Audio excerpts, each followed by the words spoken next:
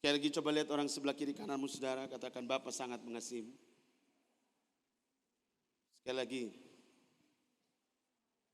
Ya sambil kasih keluar gigi begitu ya. Maksudnya senyumnya itu jelas, amin. Kasih tahu sebelah kiri kananmu, tetap semangat. 2 minggu yang lalu Anda belajar sesuatu yang penting. Di dalam Matius pasal yang ke-24, ayat yang ke-13, hanya orang yang bertahan saja yang selamat. Ingat, yang bertahan yang selamat. Yang mampu mempertahankan apa yang ada di dalam diri dia. Lihat saya, apa yang ada dalam diri dia adalah pemberian daripada Bapa lewat perjuangan Bapa di kayu salib. Setuju, katakan amin. Pengampunan, pengudusan, dibenarkan, iman, semua hal yang baik yang membuat kita layak diberikan Bapa buat kita. Tugas kita adalah menjaganya. Tugas kita adalah mengerjakannya. Supaya apa teman? Dia tetap terpelihara di dalam diri kita. Katakan sebelah kiri kananmu, apa yang diberikan Bapa bagimu, engkau wajib untuk mengerjakan di dalam hidupmu. 1, 2, 3.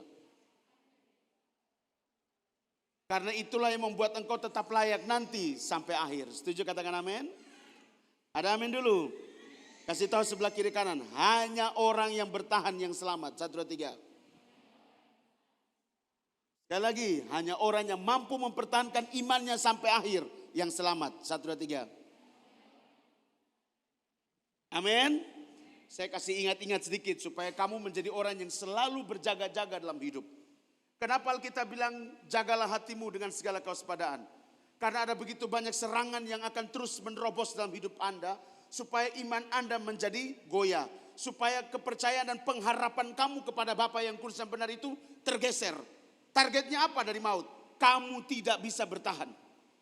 Targetnya apa? Supaya kamu tidak akan sampai pada tujuan akhir. Yaitu bumi baru, langit baru, dan Yerusalem yang baru. Targetnya iblis apa? Supaya Anda dan saya binasa. Itu targetnya maut.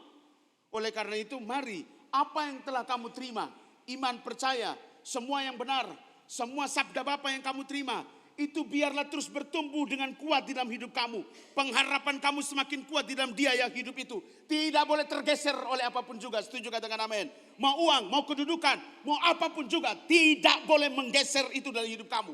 Tidak boleh. Karena apa teman? Kalau itu hilang, kamu tidak kuat. Dunia ini terlalu kuat menarik kita ini untuk meninggalkan Bapa kita yang kita percayai selama ini. Dunia terlalu kuat mengambil semua orang ini supaya tidak fokus lagi kepada Bapa yang kudus dan yang benar. Berita sukacitanya Bapa kita juga berjuang supaya kamu tidak terjerumus jauh, lebih jauh dan meninggalkan Bapa. Itu berita sukacita. Tugas kita apa? Hormati perjuangan Bapa kita. Setuju, katakan amin. Penghormatan kita kepada Bapa dengan apa? Ketaatan kita kepada hukum, perintah, ketetapan daripada Bapa kita. Setuju, katakan amin. Kasih tahu sebelah kiri kananmu. Jadi kalau kamu bilang kamu mengenal Bapamu, hormati Dia. 1, 2, 3. Kalau kamu bilang kamu menghormati Dia, taat sama hukum, perintah dan ketetapannya. 1, 2, 3. Kalau kamu menghormati Dia, ya cara menghormatinya Bapa kita apa ya? Taat. Tunduk. Siap sedia melakukan apa yang diinginkan oleh Bapa kita. Amin. Itu beberapa hal yang harus kamu ingat terus. Supaya kamu jangan jadi pribadi atau orang Kristen seperti pada umumnya. Yang penting percaya pasti masuk surga. Tidak ada, tujuan kita bukan surga Pak. Tujuan kita bumi baru, langit baru, Yerusalem yang baru. Amin dulu. Kok Bapak saja tujuannya di mana? Tuhan Yesus pergi kemana coba? Mempersiapkan apa? Bumi baru, langit baru, Yerusalem baru, lu pilih mana? Surga. Orang pilih sana. Setuju, katakan amin. Kasih tahu sebelah kiri kananmu. Tujuan kamu dan Bapamu itu harus sama. Kalau Bapa punya tujuan bumi baru, langit baru, Yerusalem yang baru, lu jangan pergi kemana-mana, pergi ke sana. Kita dulu dari sana, dari sorga. Kita kembali kepada Bapa di sorga. Di mana? Di bumi baru, langit baru, Yerusalem. Kasih tahu sebelah kiri kananmu. Bumi adalah tumpuan kakinya. Langit adalah taktanya atau sorga adalah taktanya. Katakan sebelah kiri kanan. Ini bumi ini dia pun taruh kaki dong. Surga dia pun takhta. Sedangkan kita semua pergi kemana? Yerusalem. Kasih tahu sebelah kiri kananmu. Siapkan dirimu ke Yerusalem baru. Siapkan diri. Jadi kalau kamu kita tidak pergi ke surga lagi. Ya, perginya Yerusalem yang baru. Bapak tujuannya di Yerusalem yang baru. Kau pergi di surga, soalnya ada orang. Coba lihat sebelah kiri kanan. Semua su pindah di Yerusalem baru. 1, 2, 3. Su pindah di mana? Yang benar itu di Yerusalem baru. Kalau kau baca di kitab Wahyu, semuanya bicara tentang bumi baru, langit baru, Yerusalem yang baru. Tidak ada sorga baru, Sion baru. Tidak ada kakak. Yang ada bumi baru, langit baru, Yerusalem. Kasih tahu sebelah kiri kan. Itu tujuanmu. Kasih tahu. Mau pergi ke sana, bertahan sampai akhir. 1, 2, 3. Kuncinya apa teman? Bertahan. Skip itu baik-baik, simpan di dalam hatimu. Jangan orang datang baru cantik sedikit, lu goyang. Uang datang sedikit, lu goyang. Naik, diangkat terus, lu goyang. Kasih tahu sebelah kiri kanan. Hati-hati. 1, 2, 3. Jangan satu laki-laki bilang gini, ini kakak. Saya lihat kakak dari Papua datang, sampai kita masuk di sekolah ini. Kakak luar biasa sekali. Kakak saya sudah jatuh cinta sama kakak ini. Coba lihat sebelah kiri kanan. Yo kakak, kau bertobat dulu. Bilang gitu, 1, 2, 3. Jadi kalau kau tiap hari hanya cuma minum mabok, setiap terima beasiswa 1 minggu uang langsung habis, ya toh, itu tidak usah. Coba lihat sebelah kiri kananmu, bertobatlah, bertobatlah. Dapat lihat uang berubah, dapat lihat kedudukan berubah, dapat lihat orang berubah, teman baru berubah, lingkungan baru berubah. Coba lihat sebelah kiri kanan. Apa yang bisa membuat lu tidak berubah? Coba lihat sebelah kiri kanan. Apa yang bisa membuat lu tuh tetap bertahan dan tidak berubah? Kasih tahu, tergantung. Tergantung apa yang kau terima dan apa yang kau iman. Engkau merasa penting tidak ini semua yang kita bicara ini? Kau merasa ini adalah sesuatu yang sangat amat menolong kamu kelak atau tidak? Tergantung dari cara pandang kamu. Kalau kamu merasa ini sesuatu yang begitu penting, maka kamu akan benar-benar menjaga, melindungi, memelihara, mempertahankannya sampai jiwa dan ragamu. Sampai titik darah, yes, NKRI nomor 1. Ya, NKRI harga mati. Amin dulu. NKRI harga mati seorang, wow, jiwa nasionalismenya seseorang langsung naik. Coba lo bilang gini, Yesus harga mati. Naik tidak lu pun jaga. Beta rasa juga di dalam lupa hati lu omong begitu, tapi lupa hati masih ragu-ragu.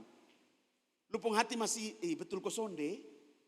Aduh, kermana lamar di sini sonde jadi, bikin ini sonde jadi. Memang lu pun panggilan itu melayani. Jadi lu kalau sudah tahu bahwa lu bikin apapun juga tidak jadi, ya seperti Kak Yulius bilang sama saya, Kak Fik, fokus pelayanan, sudah tidak usah buka ini sonde jadi, bikin usaha ini tidak jadi. Sudah ketemu sulit kakek ini hanya melayani sah. Ya tapi kadang-kadang beta cuma manusia. Iya, tapi beta buat lagi. Sudah tato abar lagi. Ingat kembali ini Kak Yulis omong saya di pohon asam itu. Ya betul juga ya. Kayaknya beta lurus saja begitu. Ya biar Tuhan yang memelihara kita semua. Amin. Kasih tahu sebelah kiri kamu. Tetap semangat. Omong kuat, tetap semangat. Oke. Hari ini kita belajar ada sesuatu yang penting yang sering kamu dengar juga. Dan pernah saya khotbahkan di sini. Tapi kita lebih lagi meluas lebih dalam lagi supaya Anda punya prinsip-prinsip menjadi seorang percaya yang menyembah Bapa itu dengan benar. Tadi siang ketika saya istirahat sedikit ada bisikan-bisikan sedikit penyembah. Oke Bapa siap. Maka kita mulai mempersiapkan untuk melihat seorang penyembah yang benar itu. Mari buka Yohanes pasal berapa itu. Kakak Eka Avengo seorang pemimpin di sana di gereja. Biasanya sudah tiba waktunya penyembah-penyembah yang benar itu menyembah Bapa di dalam roh dan kebenaran. Yohanes pasal yang keempat, saudara. Ayat yang keberapa, saudara Eka? 20? Ya, 23. Demikian sabda Bapa, 1, 2, 3. Tetapi saatnya akan datang dan sudah tiba sekarang bahwa penyembah-penyembah benar akan menyembah Bapa. Ya. Oke, saudara perhatikan, kalau kamu pelajari beberapa waktu yang lalu, tentang posisi satu manusia. Lihat saya, posisi satu manusia yang dijadikan Bapa di bumi sebagai satu contoh manusia yang diinginkan oleh Bapa, yang layak tinggal bersama dengan Bapa di Taman Eden. Itu adalah namanya Adam. Diciptakanlah Adam serupa segambar dengan Bapa. Di dalam diri Adam itu penuh dengan apa yang ada di dalam diri Bapa. Kekudusan, semua yang baik, semua yang benar, kasih yang sejati, semuanya sempurna di dalam diri Adam. Katakan, Adam seperti Bapa. 1, 2, 3. Serupa dengan Bapa. 1, 2, 3. Oke. Jadi ketika Bapa menciptakan Adam, itulah rindunya Bapa, seperti inilah manusia itu. Yang diinginkan oleh dia, yang manusia yang model inilah yang akan ada bersama dengan aku di Taman Eden. Dan itu dia buat. Maka Adam itu layak tinggal di Taman Eden. Bisa nangkep tidak sampai sini, oke? Dia disebut benar dia. Tidak ada didapati bercacat celah. Adam ini kudus adanya. Seperti sebagaimana Bapa kita, Adam itu kudus. Tidak bercacat, yes. Tidak ada celah, yes. Makanya itu setan Lucifer itu kakak, tidak berani datang menggoda Adam kakak. Mana ada setan datang goda Adam. Dia baru lihat Adam dari jauh, kemuliaan Adam itu dahsyat kakak. Kenapa? Bapa memberikan itu kepada Adam. Kuasa, otoritas, kemuliaan, kewibawaan. Yang membuat kematian dan maut pun tidak bisa mendekati dan menguasai Adam. Makanya selama Adam hidup, sebelum dia jatuh dalam dosa, satu manusia pun di muka bumi tidak pernah tahu Adam itu usianya berapa. Dosalah yang membuat Adam itu mulai menghitung hari-harinya. Setelah dia jatuh dalam dosa, diusir dari Taman Eden, baru Adam mulai menghitung hari-harinya. Bisa nangkap sampai sini? Tetapi sebelum itu, Adam kan bukan melalui proses ada yang mengandung, ada yang melahirkan. Tidak. Adam itu diciptakan langsung young man. Seorang laki-laki dewasa usia kurang lebih 33 tahun. Seperti laki-laki usia 33 tahun. Saya tidak tahu Adam langsung 33, beta sudah tahu. Tetapi di situ menjadi dewasa muda. Seorang yang dewasa, ganteng, serupa dengan Bapa. Mana ada setan mau dekati dia. Coba lihat sebelah kiri kan. Kalau kau semakin serupa dengan dia, setan 1, 2 binatang sudah datang dekat lu. 1, 2, 3. Yang membuat setan dekat-dekat dengan katong itu siapa yang buat? Kamu atau setan? Yang membuat setan itu datang dekat dengan Anda itu kamu atau setan? Kasih tahu, tidak ada urusan dengan setan. Kau yang undang setan datang masuk. 1, 2, 3. Omong kuat. Yakobus 1 bilang begini, manusia itu dicobai oleh keinginannya sendiri. Ketika dosa itu keinginan dibuai, maka lahirlah dosa. Ketika dosa itu dibiarkan matang, lahirlah kebinasaan. Jadi dosa itu terlahir dari apa? Keinginan sendiri. Iblis datang menguasai karena apa? Ada dasarnya, yaitu apa? Dosa. Kasih tahu, dosa tidak akan pernah terlahir kalau tidak ada keinginan yang dibuai. Amin. Oke, lihat sini teman-teman. Seorang Adam ini dahsyat sekali. Sampai pada titik dia jatuh di dalam kesalahannya. Dan akhirnya kemuliaan itu pergi dari dia. Saya tidak omong dia punya kesalahan dulu. Saya omong dia punya posisi yang benar. Jadi ketika Adam itu di dalam dia punya proses kehidupan dia bersama Bapa di Taman Eden kakak. Kenapa Kak Victor bilang dia hidup dengan Bapa duluan? Bukan langsung ada Hawa kakak. Makanya kalau kamu baca Alkitab di dalam kitab Kejadian pasal 1, pasal 2, pasal 3 itu penting satu rangkaian kakak. Jangan kau bacanya Kejadian pasal 1. Baiklah kita menciptakan manusia itu serupa dengan kita. Maka kita menciptakan manusia laki-laki dan perempuan. Itu dia punya step selanjutnya. Step awal bapaknya menciptakan Adam kak. Setelah itu kakak baru bapak berinisiatif. Menciptakan Hawa. Ambil dari sepotong tulang dari rusuknya Adam. Itu dia punya kronologis. Kasih tahu sebelah kiri kan, makanya baca. Kasih tahu, baca Alkitab itu penting. Supaya hamba Tuhan atau pendeta atau siapapun yang ngajar kamu ini, kamu bisa menilai, menelaah dengan baik. Jangan satu bilang begini, oh tidak dia begini. Oh tidak bagaimana, ayatnya mulai begini. Yang selalu kamu dan saya dengar hanya cuma Kejadian pasal 1. Baiklah kita menciptakan manusia itu serupa dengan kita. Setelah itu langsung diciptakanlah manusia, laki-laki dan tapi orang lupa ada Kejadian pasal 2. Kronologis bagaimana Hawa itu diciptakan. Kronologis bagaimana Adam itu diciptakan. Apakah Adam dan Hawa diciptakan sekaligus? Tidak bisa, tidak ada. Adam itu diciptakan duluan. hidup bersama dengan Bapa, di mana setiap hari sejuk Bapa itu turun ke Taman Eden, berbincang-bincang, berjalan-jalan, dan berbincang-bincang dengan Adam. Itu supaya Anda tahu. Makanya Adam itu jatuh dalam dosa, Adam bersembunyi di dalam semak-semak, kemudian Adam mendengar langkah kaki Tuhan, betul tidak? Makanya mereka berlari bersembunyi. Kenapa Adam mendengar kaki Tuhan? Kok dia tahu? Karena setiap waktu Bapa itu turun dan berjumpa dengan Adam untuk berbincang-bincang. Setiap sore. Jam-jam gini. Kasih tahu. Sudah mengerti sekarang. Bukan Adam ada langsung Hawa di samping. Ada dia punya step by step, bos. Amin. Bisa nangkap tidak? Jadi Adam pun kehidupan itu betul-betul inilah standar penyembah yang benar. Dia punya posisi tubuhnya benar. Apa yang dia lakukan itu dalam koridornya Bapa. Dalam posisi benar karena sesuai dengan yang diinginkan Bapa. Begini Pak. Makanya tidak ada yang datang mendekati dia. Setan mana ada. Setannya ada tapi mana mau dekat dia, tidak bisa. Saking penuh kemuliaannya Bapa. Ada amin teman? Amin. Oke. Kalau ini saya supaya kamu jangan bingung. Adam dalam diciptakan, tek jadi. Kemudian di dalam Kejadian pasal 2 bilang begini. Bapa menciptakan Adam setelah itu kakak. Dan Bapa menciptakan semua binatang dan tumbuh-tumbuhan. Lihat, dia menciptakan tumbuh-tumbuhan, dia menciptakan binatang-binatang. Binatang yang di langit dan binatang dan di air. Beda dengan binatang yang di darat. Dia ambil juga tanah, dia ciptakan binatang di darat. Lihat saya, ambil tanahnya dia ciptakan, lihat.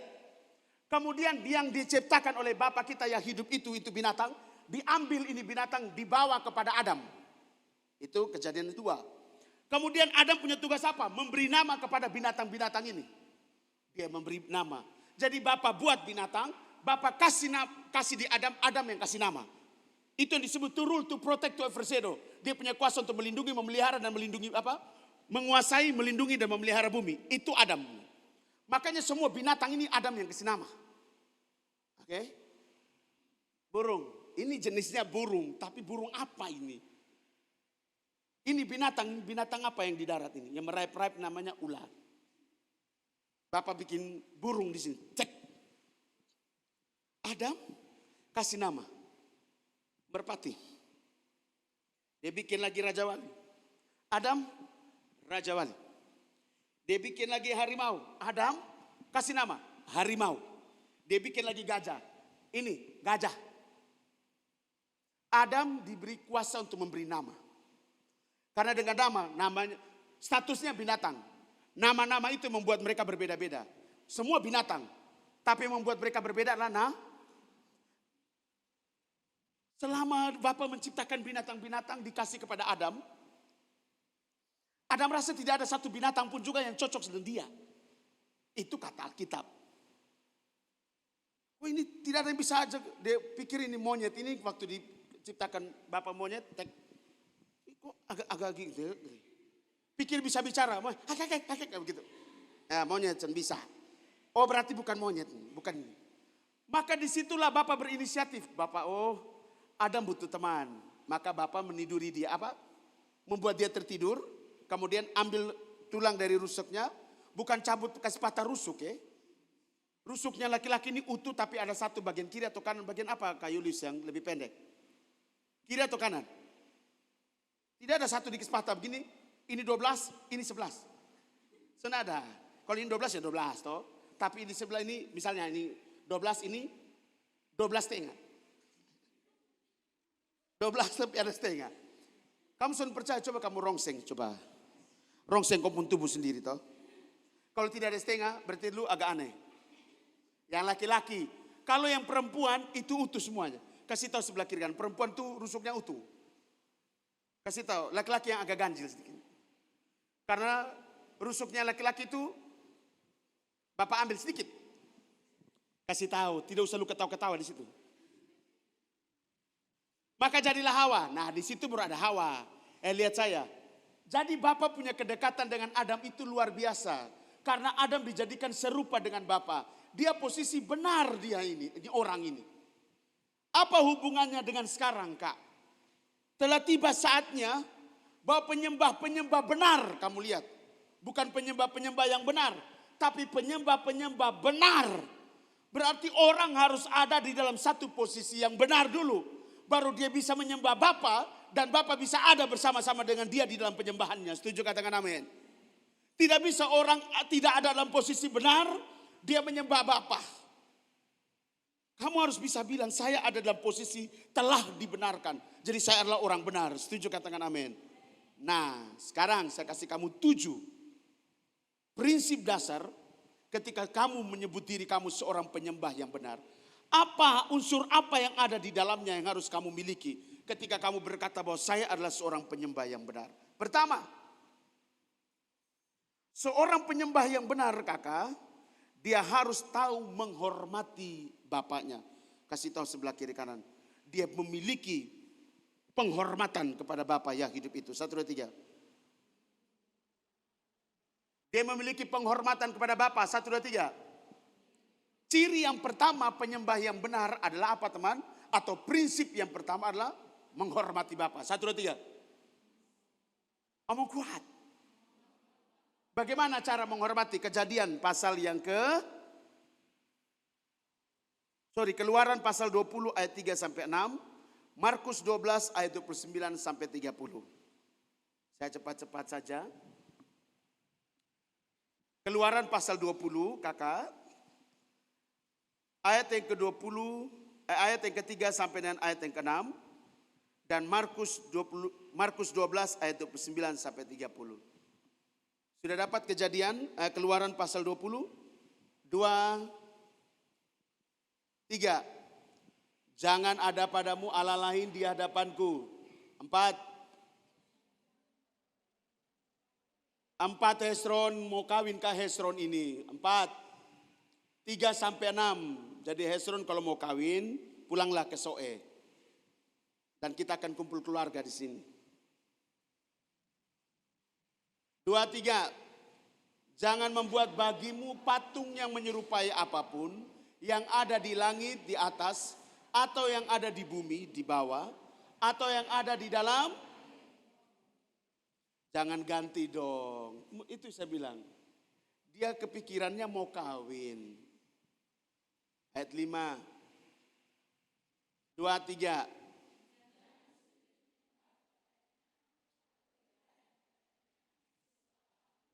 Tuhan Allahmu adalah Allah yang cemburu, yang membalaskan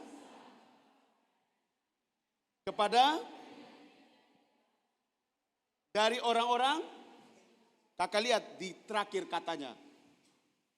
Dan keempat, dari orang-orang yang membenci aku. Lihat, orang yang membuat patung dan sujud menyembah kepada patung, itu adalah orang yang membenci Bapa. Orang yang benci itu tahu menghormati orang, saudara. Dia kalau benci lu, dia tahu menghormati lu. Soalnya ada, bos. Yang ada dia hina lu adalah. Dia menjelekan lu adalah. Yes, karena pada saking bencinya lu dia kepada engkau. Sama dengan seseorang dengan Bapa pencipta. Ketika lu berkata lu penyembah yang benar, tetapi lu tidak tahu menghormati Bapa, ada Allah yang lain istilahnya. Ada sesuatu yang lain selain Bapa yang lu sembah. Apa yang lu sembah dalam lu pendiri? Banyak. Mungkin itu bukan rupa patung. Tetapi pekerjaanmu bisa lu sembah, bisa. Lu jadi orang yang gila kerja sampai lu melupakan penciptamu. Lu tidak punya waktu dengan Bapa, lu tidak punya waktu menyembah Bapa, lu tidak punya waktu berbincang, berjumpa dengan dia. Itu idolnya lu, itu penyembahan berhala yang modern. Orang tidak perlu patung lah sekarang, Kak. Kalau patung orang sudah bilang, wih digitiu, merapu. Orang pasti ngomong gitu, ini orang dong begini, misalnya. Oh ini orang dong animisme, dinamisme misalnya.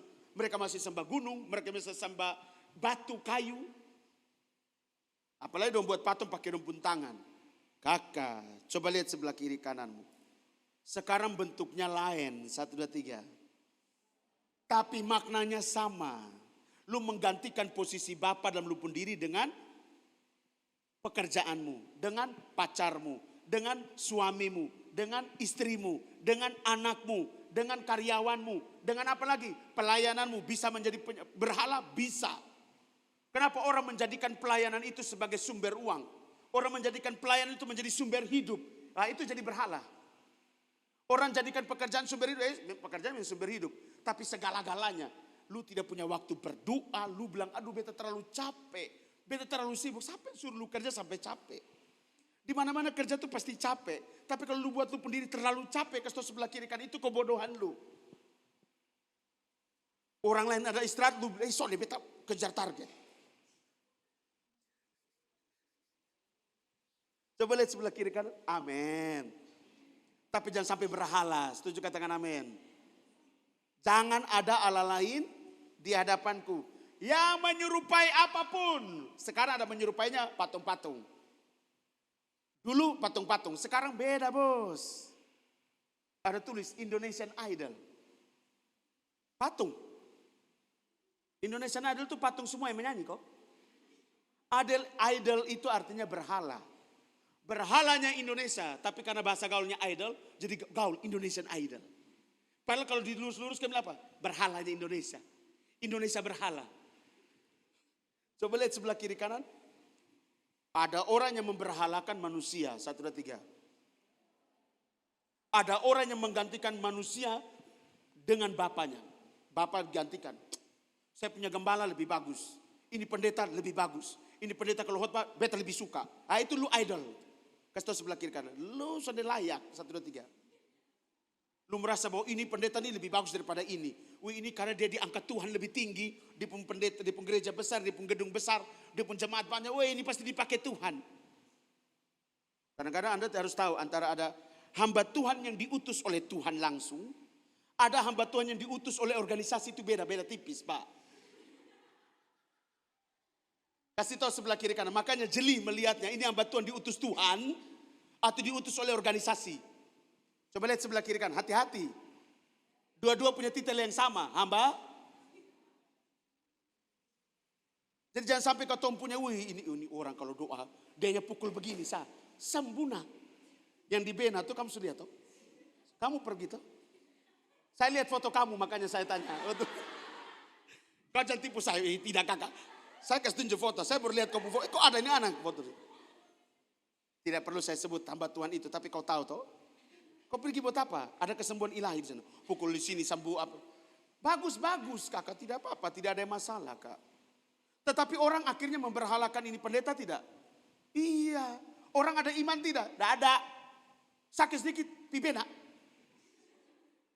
Sakit sedikit. Bena aman. Ini Tuhan ini nama Subena. Kok Tuhan sekarang Bena kak. Alamatnya jelas. Bena.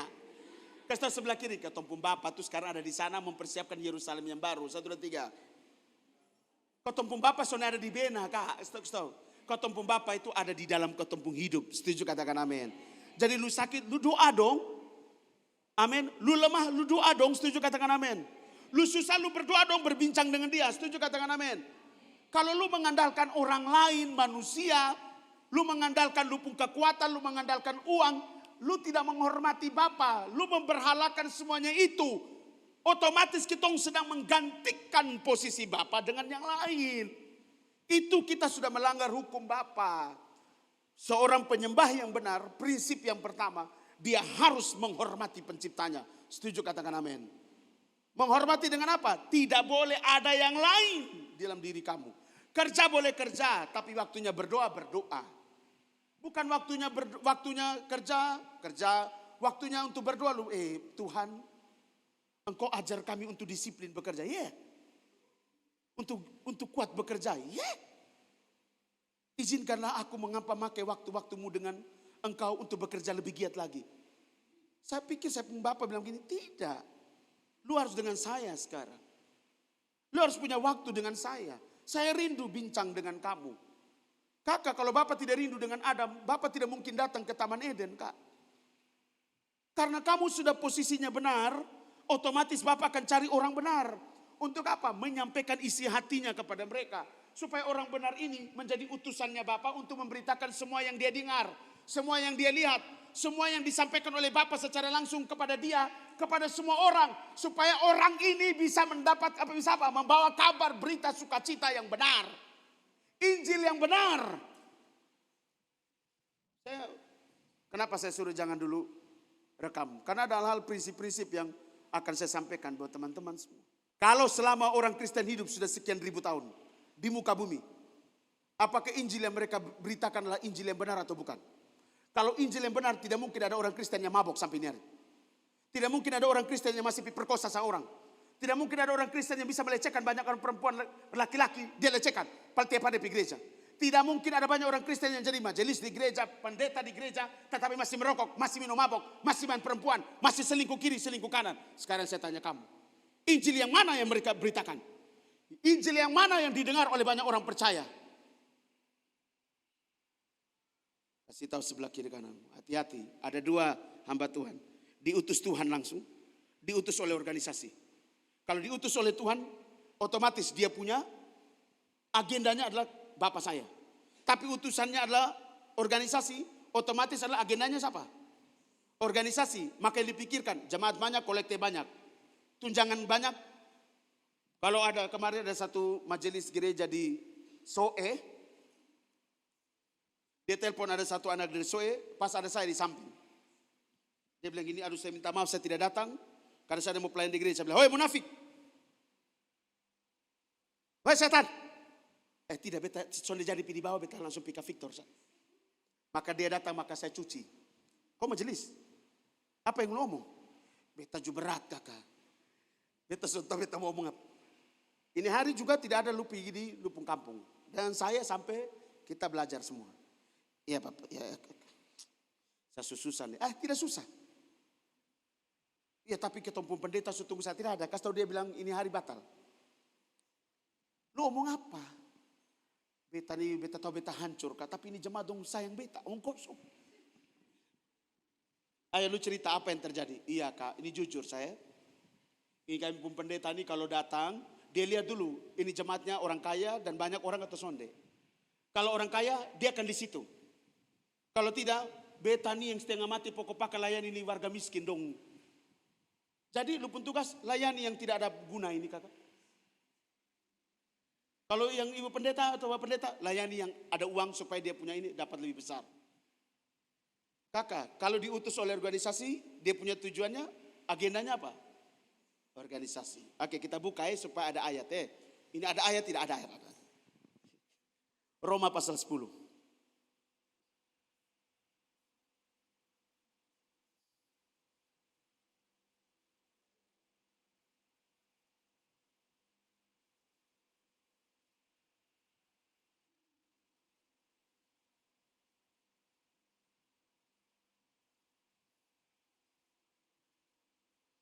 Ayat yang ke-14 sampai dengan ayat yang ke-15.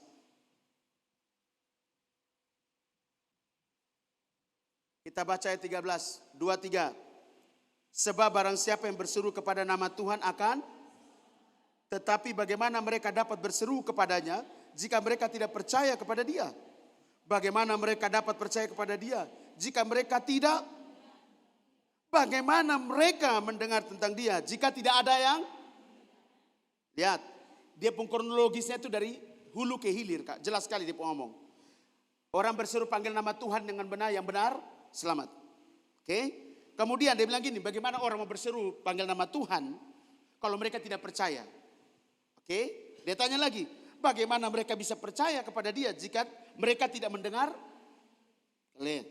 Bagaimana mereka mendengar tentang dia jika tidak ada yang omong tentang dia? Jadi kalau yang dari Bapa, omongnya tentang Bapa sah. Kalau yang dari manusia, omongnya tentang manusia-manusia. Ayat 15, 2-3. Dan bagaimana mereka dapat memberitakannya jika mereka tidak? Seperti ada tertulis, betapa indahnya kedatangan mereka yang membawa.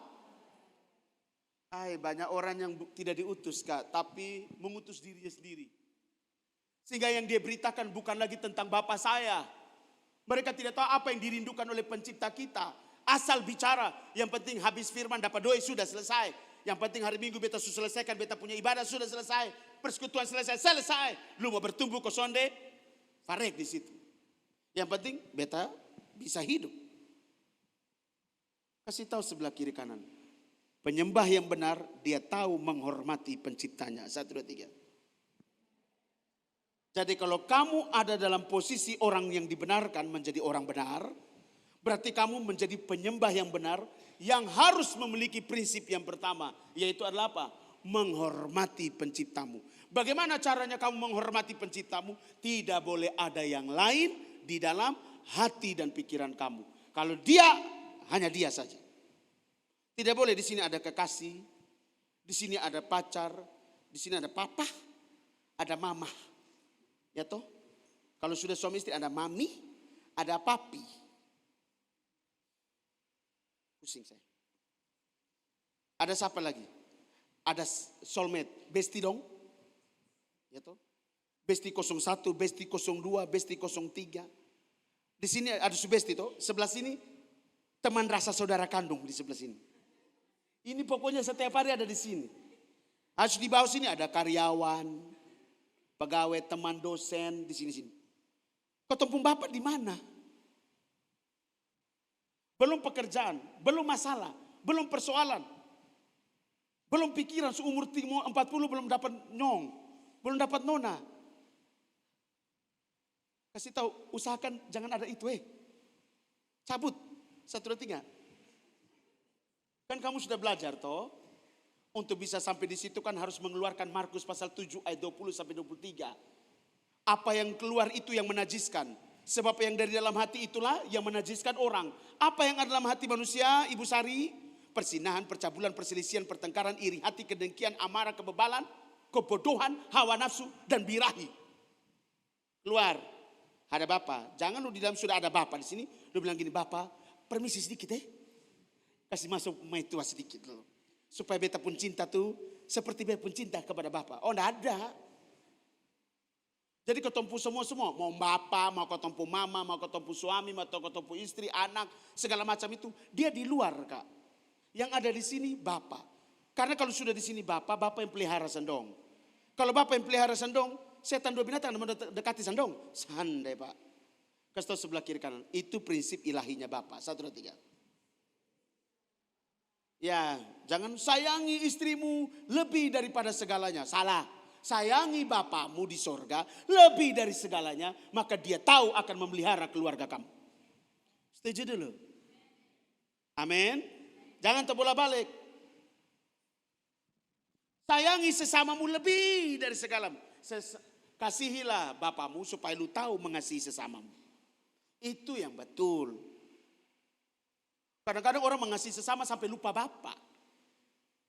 Akhirnya ini dia rasa capek sendiri. Kadang-kadang orang yang melayani orang lain, dia lebih giat sekali, gila. Tapi dia pun waktu dan Bapak sudah ada. Satu ketika dia akan ada dalam satu posisi drop yang luar biasa.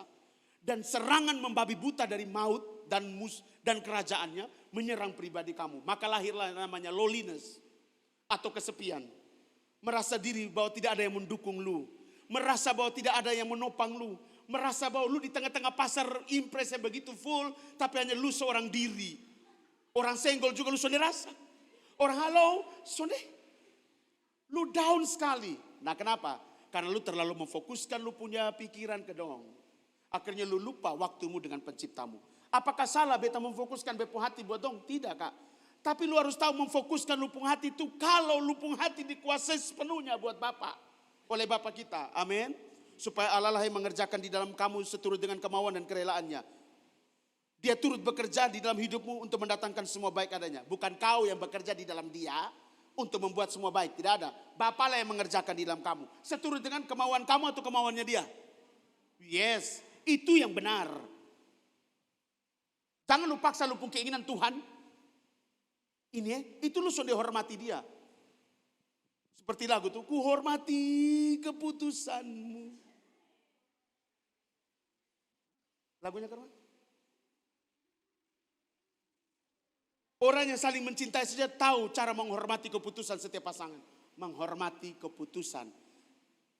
Kalau Bapak sudah memutuskan bahwa dia yang bekerja dalam kamu, hormati dia. Ada amin kakak Eka? Jadi kalau hari ini belum ada, itu keputusan ilahi. Sudah mengerti maksud saya? Jangan dipaksa, bahaya. Yang kedua, penyembah yang benar harus memiliki prinsip kudus atau kehidupan yang kudus. Katakan sebelah kiri kanan.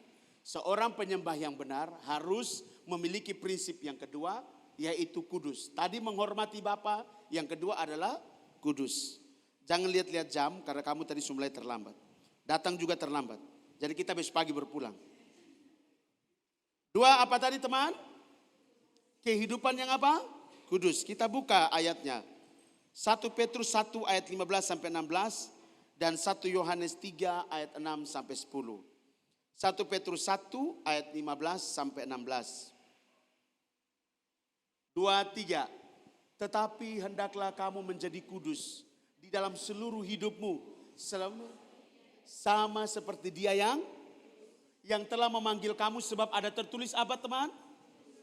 Sebab yes, kamu dibenarkan, kamu jadi orang benar. Kamu dikuduskan, kamu memiliki kekudusan itu. Amin. Oleh karena itu kalau kamu sudah menjadi penyembah yang benar, kamu harus tahu menghormati penciptamu.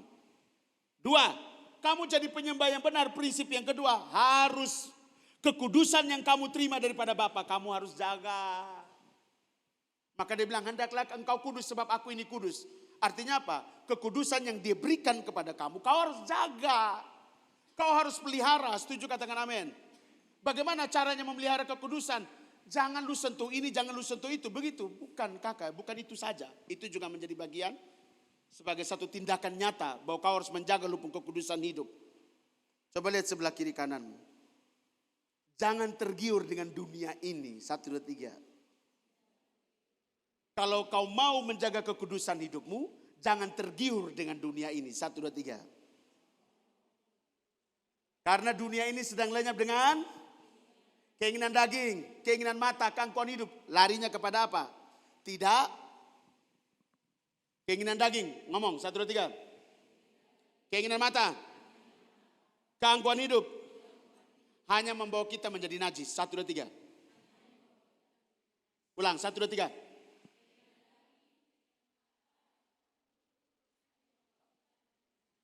Jadi kalau kita mau menjaga kekudusan yang Bapak beri buat kita, caranya apa? Jangan lihat dunia ini. Jangan mengikuti dunia ini. Itu dia punya prinsip. Sederhana tapi susah.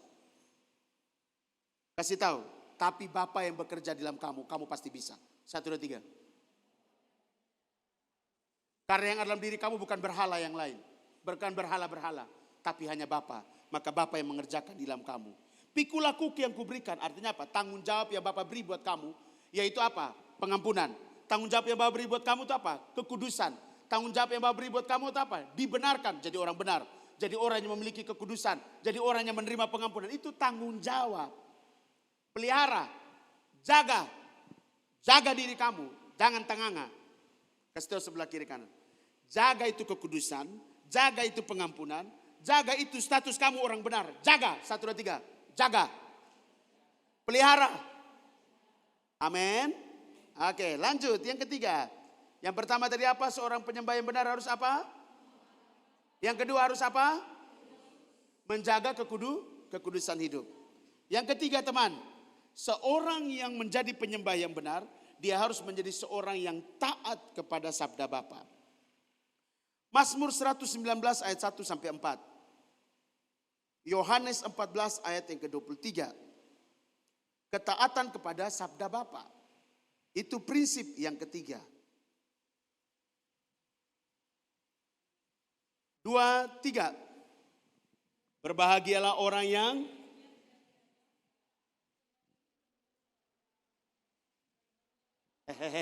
kamu sekolah semua? Sekolah? Bacanya agak irama sedikit, agak suaranya naik 1 oktav. Ini agak kerendahan, ini kunci G kita naik lah. Oke? 1, 2, 3. Berbahagialah orang-orang yang hidupnya tidak bercela, yang hidup menurut Taurat Tuhan. Berbahagialah orang-orang yang memegang peringatan-peringatannya, yang mencari Dia dengan segenap hati, yang juga tidak melakukan kejahatan, tetapi yang hidup menurut jalan-jalan yang ditunjukkannya. Engkau sendiri telah menyampaikan tita-titamu supaya amin. Ini tidak perlu saya jelaskan, kamu semua mengerti, betul tidak? Ayatnya gampang sekali dimengerti, amin. Tidak perlu dijelaskan toh. Coba lihat sebelah kiri kananmu, makanya otak pintar sih. dosa nih kok. Berbagailah orang yang hidupnya tidak bercela. Artinya tidak macam-macam. Dia hidup kudus. Tadi kan sudah prinsip kekudusan penting. Dia harus menuruti perintah Allah kan. Perintah Bapa kita. Yang hidup menurut Tauratnya Bapa. Berbagailah orang yang memegang peringatan-peringatannya. Kasih tahu sebelah kiri kanan. Sudah tahu maki itu dosa. Jangan maki. 1, 2, 3. Sudah tahu mencemooh orang itu dosa. Jangan mencemooh. 1, 2, 3. Sudah tahu membenci orang itu dosa, jangan membenci. 1, 2, 3. Sudah tahu iri itu salah dan dosa, jangan iri. 1, 2, 3. Sudah tahu tersinggung itu salah, jangan tersinggung. 1, 2, 3. Dan yang lain-lain. Yang tidak usah saya sebutkan, segudang nanti kita sebutkan ya. Amin. Yang kedua, berapa tadi? 1 Yohanes berapa? Berapa tadi? Yohanes 14 ayat 23, 2, 3. Di kitab suci masing-masing, bukan di LCD suci. 2, 3. Yohanes 14 ayat 23, bukan ayat 3. Saya bilang, dia nih kayaknya memang hati ini. Cintaku terbagi dua nih. Tidak konsen. 2, 3.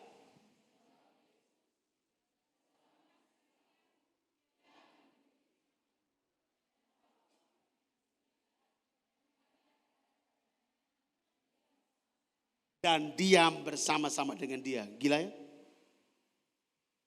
Jadi prinsip penyembah yang benar kakak. Bukan orangnya pakai bahasa roh. Menyanyi sedikit tiba-tiba.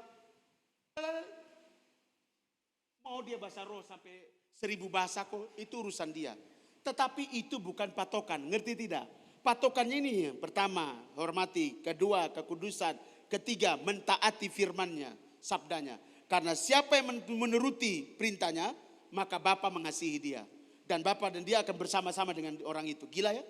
Kasih tahu sebelah kiri kananmu. Bapa akan terus mengasihi kamu kalau kau taat sama sabdanya. 1, 2, 3. Yang keberapa sekarang? Yang keempat saudara. Seorang penyembah yang benar, dia harus punya prinsip yang keempat. Yaitu pengorbanan dan pengabdian diri. Yang keempat adalah apa kakak? Pengorbanan dan pengabdian diri. Penyembah yang benar harus bisa berkorban, harus bisa mengabdikan diri. Ayatnya Roma 12 ayat 1. Markus 12 ayat 30 sampai 31. Pengorbanan ini artinya ya saya nggak ada yang lain, hanya Bapa saja. Lu pun tubuh lu harus betul-betul seperti apa. Lu pun cinta kasih harus kepada Bapa seperti apa. Itu pengorbanan. 2, 3. Karena itu saudara-saudara, demi kemurahan Allah aku menasihatkan kamu supaya kamu mempersembahkan sebagai yang kudus. Susah tidak persembahkan ini tubuh supaya jadi kudus, berkenan dan hidup di hadapan Bapa. Perjuangan tidak? Butuh pengorbanan? Persembahkan tubuhmu, butuh pengorbanan. 1, 2, 3. Omong kuat sedikit, kok kamu kayak pemalas sekali. Jangan, kamu sudah terlambat tadi, kita maju. Jangan sampai kamu punya pikiran-pikiran sudah mau pulang. Saya berdoa buat kamu. Sudah salah mau duduk, cepat-cepat pulang. Ada apa di pantat kamu? Coba lihat sebelah kiri kanan. Segala sesuatu yang kamu buat itu salah, ada risikonya. Ngomong. Kalau salah, ada kalau datang terlambat konsekuensinya jam dimajukan, ditambah panjang.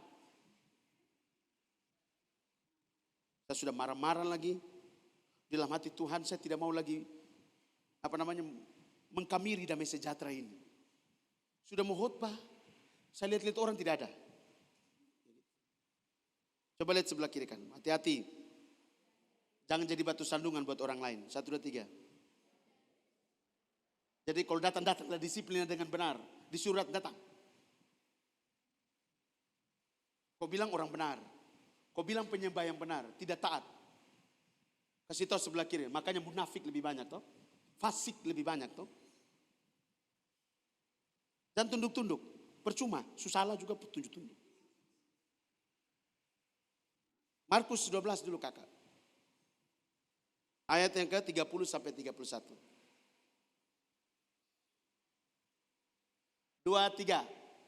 Kasihilah Tuhan Allahmu dengan segenap hatimu, dan dengan segenap jiwamu, dan dengan segenap akal budimu, dan dengan segenap titik. Susah kesonde.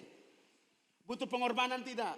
Butuh ada yang lu harus kesampingkan dan ganti Bapa sendiri di sini. Segenap nah. Kakak dia sonde kasih ketong longgar sedikit.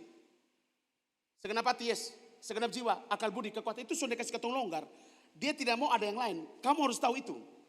Kalau dia ngomong, kasihilah aku dengan segenap hati, jiwa, akal budi, dan kekuatan. Artinya sonde ada yang lain. Makanya orang kalau sudah memberi diri mengasihi Bapa, kakak dia akan begitu kesulitan untuk ada kawan yang untuk duduk santai setengah mati.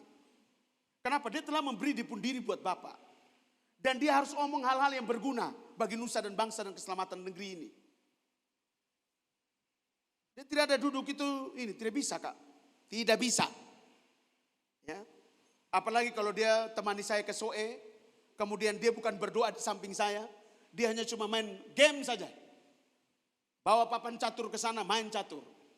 Kemudian dia bawa ini dia punya handphone, dia main game. Kemudian dia ajak orang-orang di situ main game, maka tidurlah orang-orang di tempat tidur di situ. Saya bangun tidur, bukan bangun tidur, saya berdoa, saya sengaja berdoa kuat keras-keras. Bapak pertobatkanlah mereka semua, roboh semuanya, hancurkan, pertobatkan. Dong kasih besar rumpu volume. Bepun suara lebih besar itu volume, lu maik sekali dari suara. Apalagi beta berdoa dengan sungguh-sungguh. Ada tutup telinga, aduh Tuhan ampuni kami. Tapi dia ada terus nonton ini Gibran dengan Prabowo. Saya pertobatkan berapa, tolong pertobatkan semua anak-anak di Soe. Termasuk yang datang menemani saya, pertobatkan dia sungguh-sungguh. Dia sudah dengar, dia sudah tutup kain sungguh-sungguh dia. Tidurnya sungguh-sungguh. Saya tidak sebut namanya di sini, saya takut orangnya tersinggung.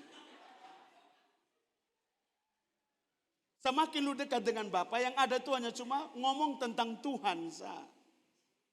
Duduk berdiri lu bicara tentang Bapa. Saya di dapur di sana, sini ngomong, mengerti? Pergi di depan WC, keluar dari kamar mandi, Hiro, ya, sudah mengerti firman Tuhan. Sampai di hati bilang gini, ini manusia nih, dia buat apa di kamar mandi, kok keluar langsung dapat ilham, kau tanya beta ini. Lu tahu saya tanya beta di dalam lubuk hati, kakak kau tahu beta ada tanya, sudah tidak usah, lu terus. Apakah lu mengerti? Apa? Jadi dong di sana agak sedikit tertekan kalau saya ada.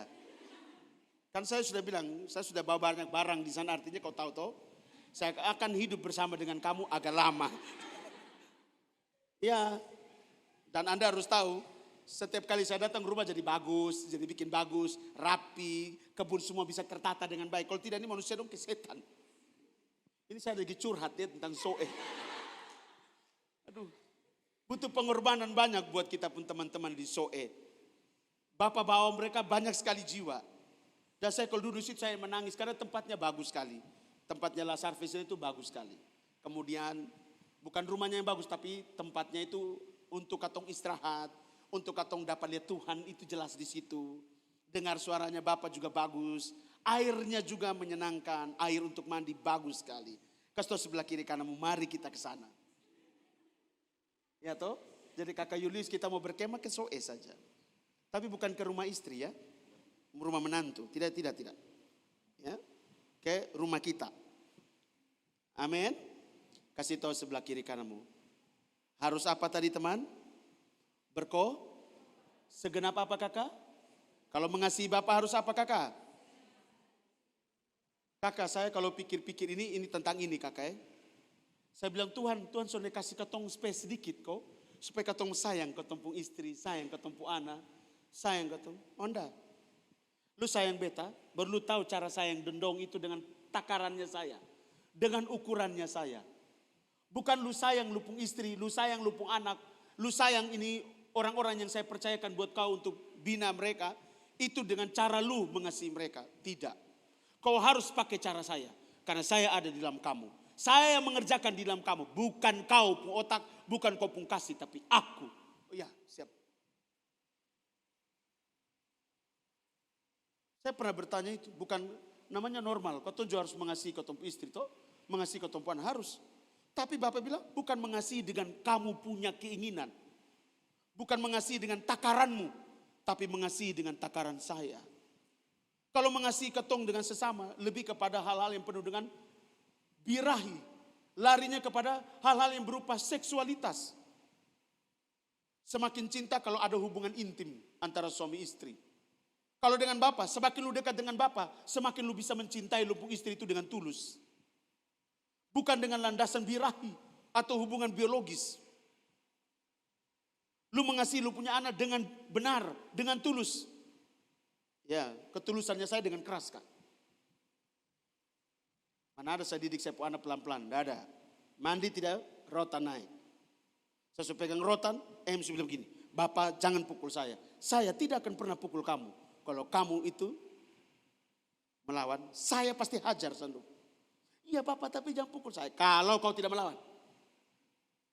Dengar perintah saya. Hukumnya adalah apa? Taat sama orang tua. Siap, mandi. Kasar ya, itu ukuran Bapak saya. Kok Bapak tegur saya begitu?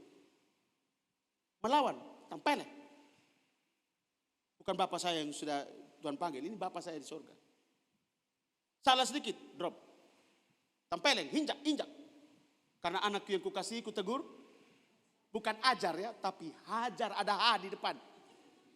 Ingat, ajar dan hajar itu beda. Ajar itu saya ajar begini. Kalau hajar, maju sini, pop! Kasih tahu sebelah kiri kanan. Jangan jadi manusia Kristen yang manja. Tidak ada punya semangat perjuangan. 1, 2, 3. Iya. Nadia sudah stres setengah mati. Ketemu saya bilang, lo mau apa? Mau hidup atau mau mati? Menangis.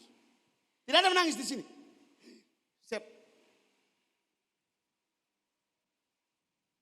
Tidak boleh nangis-nangis depan saya.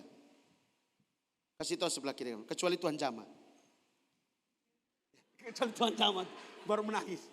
Kalau beta omong lu menangis, itu Tuhan bukan Tuhan jamah. Itu lu ketakutan karena dengar suara saya.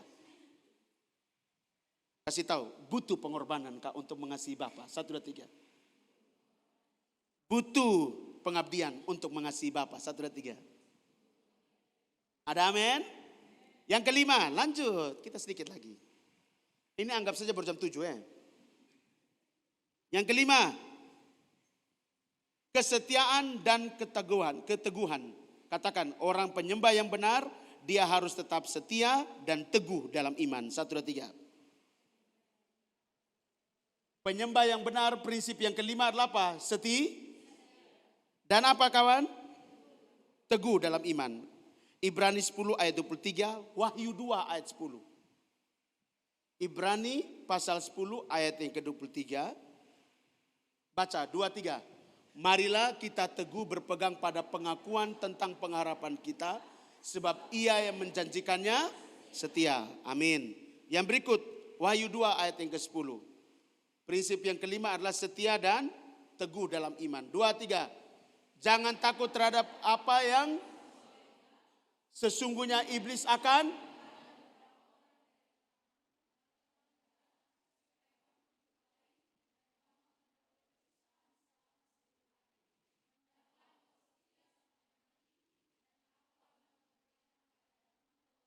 Ada amin.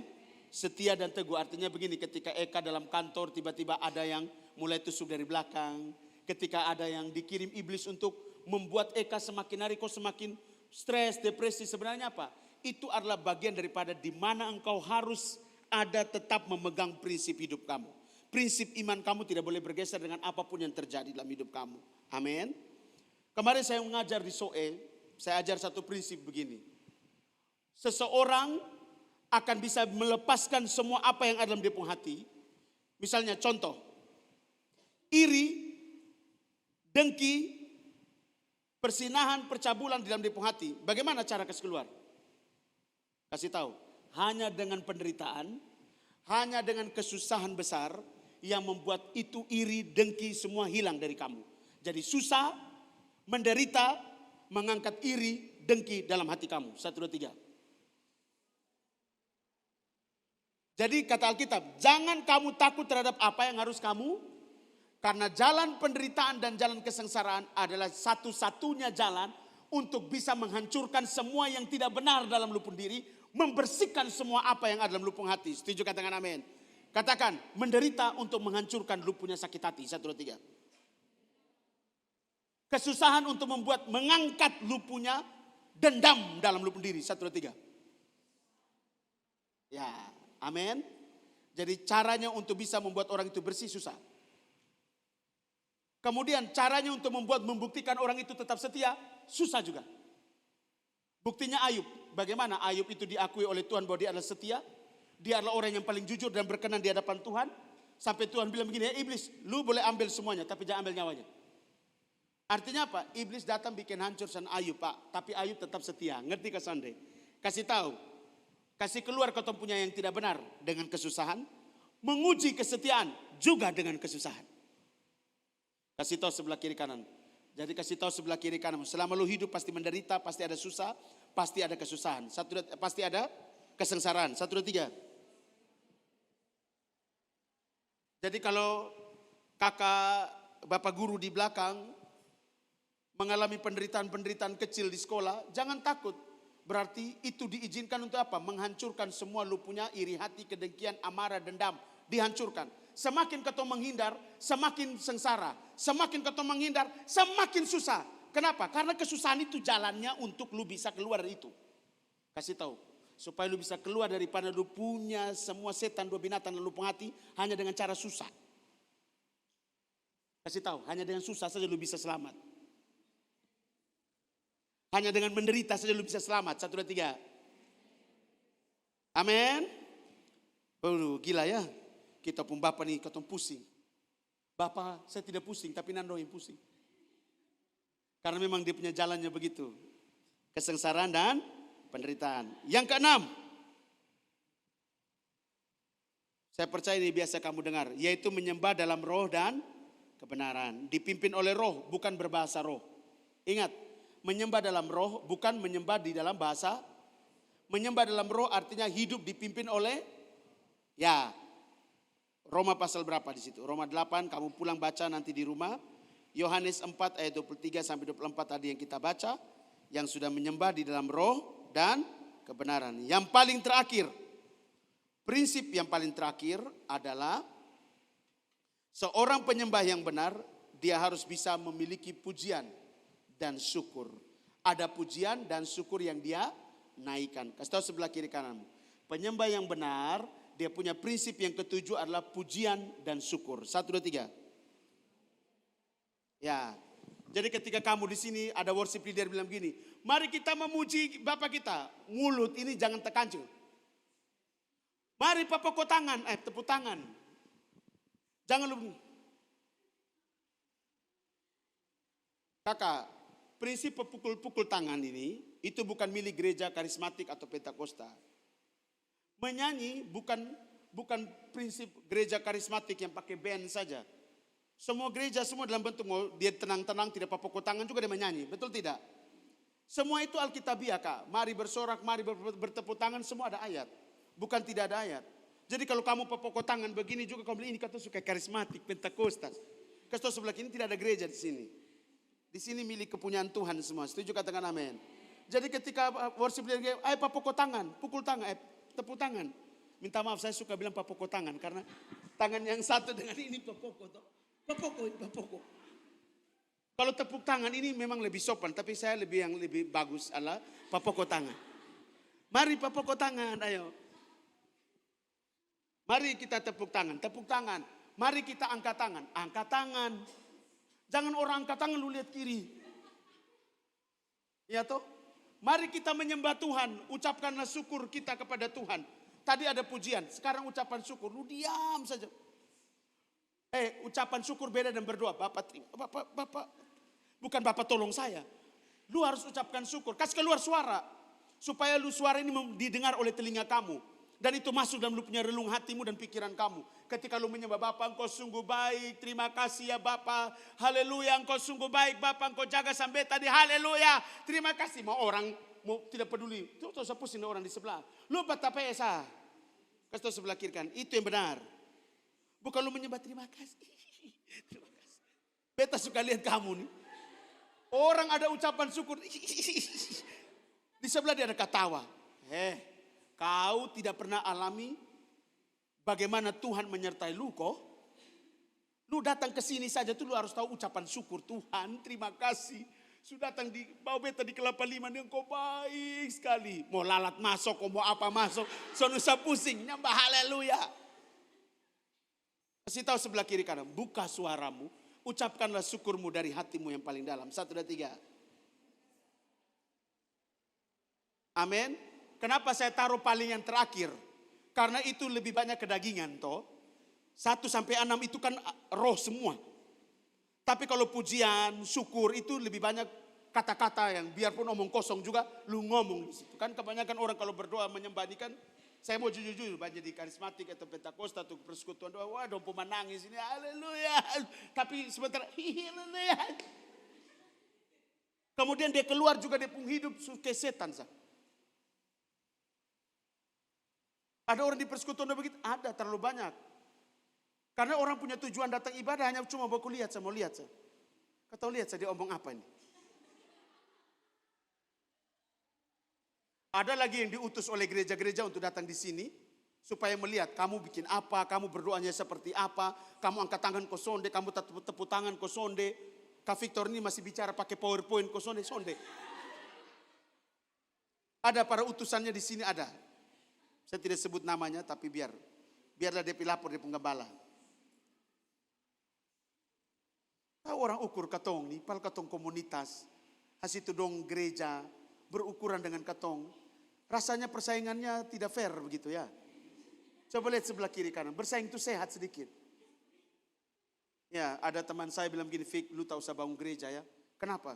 Lu bangun gereja nih semua orang pilih di lu nih. Amin. Tidak ada niat. Tuhan tidak bicara sama saya. Jadi kakak mau bangun gereja, bangunlah sebanyak-banyaknya. Kakak pergi su. Buat apa? Biarlah kamu bertumbuh dengan seperti ini. Tapi kamu kuat dan percaya sama dia yang hidup itu dengan benar. Amin. Kasih tahu sebelah kiri kan. Jadi kalau orang bilang memuji. Tapi. Angkat suara. Bukan orang papukau tangan lu begini. Satu waktu kamu harus berdoa supaya kamu semua full begini baru saya ajar menyembah. Jadi saya pimpin pujian, kamu menyembah. Saya kalau ajar orang menyembah, saya jalan. Saya lalu mulu tidak menyanyi. Ya kakak, saya minta maaf kakak. Jadi kalau kamu lihat kalau saya sudah WL berarti siap-siaplah hati kamu. Artinya beta turun, saya lihat Rini Amalo di situ. Pop, keluar suara keluar. Ingat, penyembahan itu bukan milik gereja Pentakosta, ngerti tidak? Milik semua orang yang disebut yang menyembah Bapa dengan benar.